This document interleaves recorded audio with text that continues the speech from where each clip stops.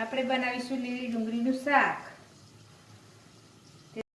તેલા નાખશું રહી. તેલ તો આવે ને. તેલ આવ્યું નથી.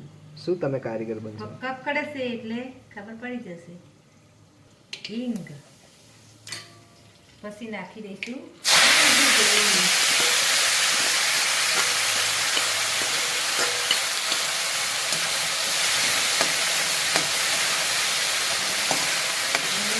સારી રીતે ચડવા દેવાનું.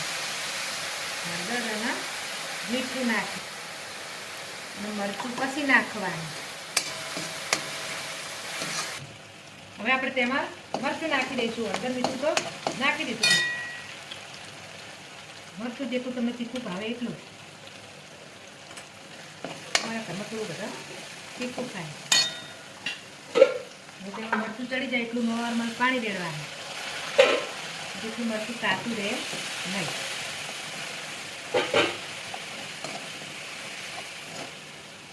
અને 1 મિનિટ માટે ઢાંકી દઈશું.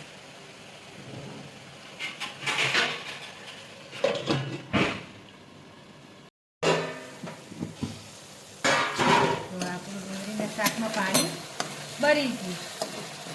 મસ્ત એવું ડુંગળીનું શાક બની ગયું.